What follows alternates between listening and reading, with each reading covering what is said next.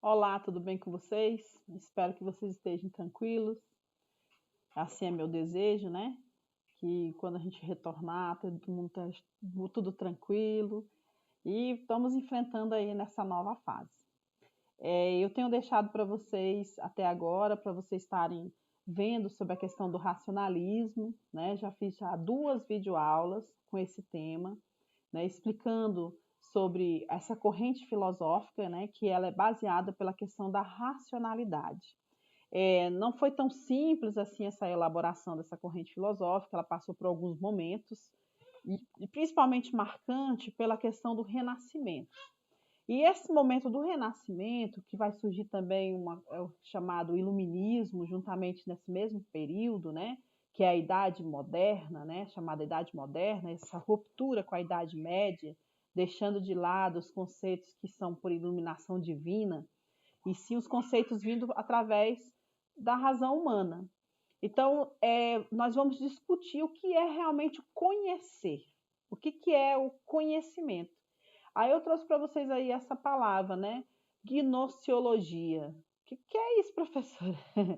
Vocês vão me acompanhar na página 192, tá? Até a página 194, certo? Que está falando sobre o que é o conhecimento.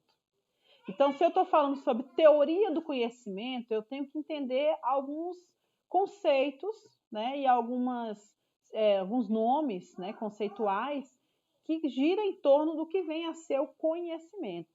Então, gnoseologia, ela gira em torno do conhecimento, certo? Então, é a investigação sobre o conhecer. É o que está bem escrito lá no texto de vocês, na página 192, certo?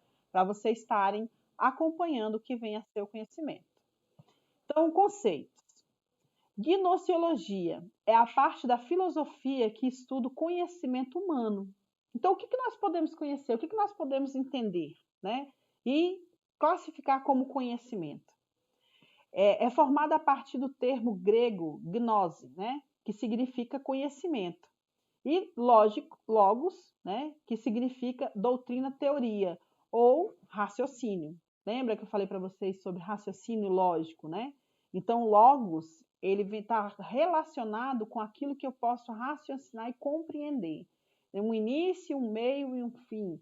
Então, a minha razão, ela vai trabalhar com o início, meio e fim, algo que é racional. Então, eu posso pensar e eu posso raciocinar. Lembra do primeiro fórum que eu coloquei para vocês, né?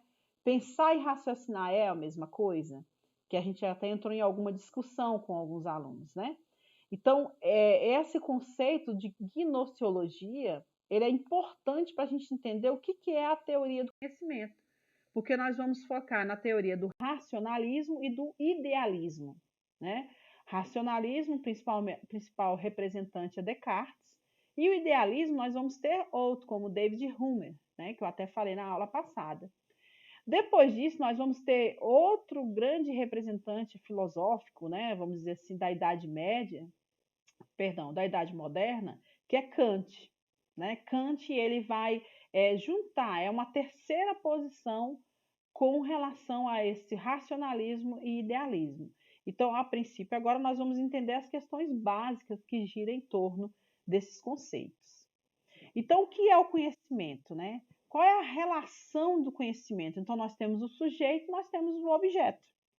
Então, eu posso conhecer, se eu falar para vocês mesa, vocês vão imaginar várias formas de mesa. Mas por quê? Porque vocês têm um conceito de mesa. Através de uma convenção, nós temos o conceito da mesa, da forma, né?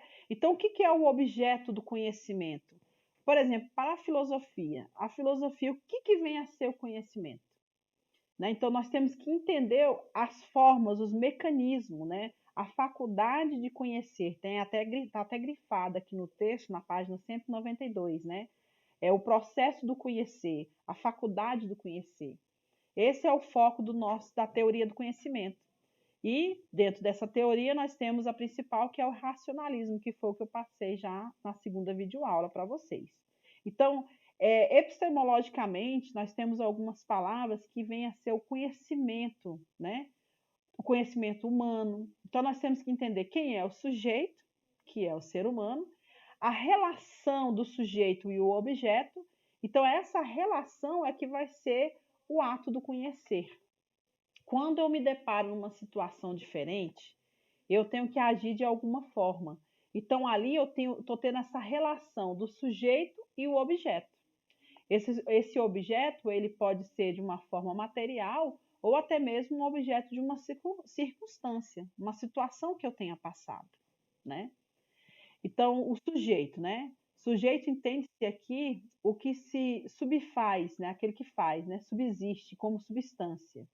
O sujeito do conhecimento pode ser tratado como uma aula intelectiva, né? Que vem através do intelectual, né? Quanto ao corpo. Mas, como todo conhecimento humano, tem o seu sujeito da alma intelectiva. E é ela que proporciona o sujeito do conhecimento. A alma intelectiva conhece por meio do intelecto os corpos, os seres, mas o conhecer da alma imaterial e universal. Então, esse é um conceito fechado do que vem a ser o sujeito. O sujeito é o ser humano. O ser humano ele tem a habilidade de conhecer. Nós temos o conhecimento que vem através dos nossos sentidos. E nós temos o conhecimento que é processado pelo nosso intelecto.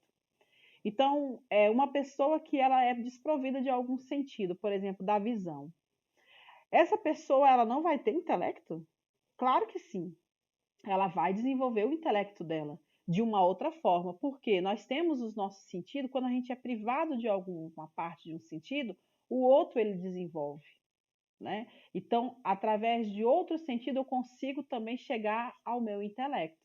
Então, eu consigo desenvolver uma teoria sobre o conhecer. Se eu falar uma mesa para uma pessoa que nunca enxergou, ela vai criar dentro dela, dentro do intelecto, uma forma. Mas aquela forma vai ser mesa. Então, o conhecimento é algo que vem através do nosso logos, né? Do nosso intelecto. Então, o sujeito e o objeto e o conhecimento, essa é a relação, né? No conhecimento, envolve-se os dois elementos básicos, que é o sujeito, o homem, e o objeto, que é a realidade. Essa realidade ela pode ser material ou imaterial. Então, eu posso estar numa determinada situação, conhecer o sujeito, né? O sujeito conhecer o objeto, né? Então, a ligação entre o sujeito e o objeto é a imagem mental.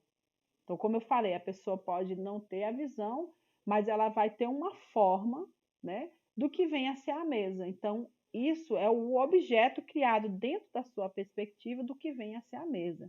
Então, nós temos que ter sempre essa relação do sujeito e o objeto. Essa relação ela vai depender do que é algo realista, do momento que você pode tocar, ter esse contato, ou algo que é idealista, né? Aquilo que você idealiza, né? Então, isso é o ponto principal do gnoseologia, né? Hoje foi bem breve para vocês estarem entendendo, certo? Eu vou passar para vocês lá no GR8, atividades referente à página 192 até a página 194, para vocês lerem e realizar atividades de análise e entendimento. Tá? Eu vou deixar bem explicadinho lá para vocês estarem fazendo isso no caderno de vocês. E como eu gosto de deixar sempre aqui um pensamento, né, para a gente estar fechando o nosso assunto, então a educação gera conhecimento, conhecimento gera saberes, e só um povo sábio pode mudar o seu destino. Então vamos pensar nisso, né? Nós temos que ter uma atuação na nossa sociedade. Então, um povo sábio pode mudar o seu destino.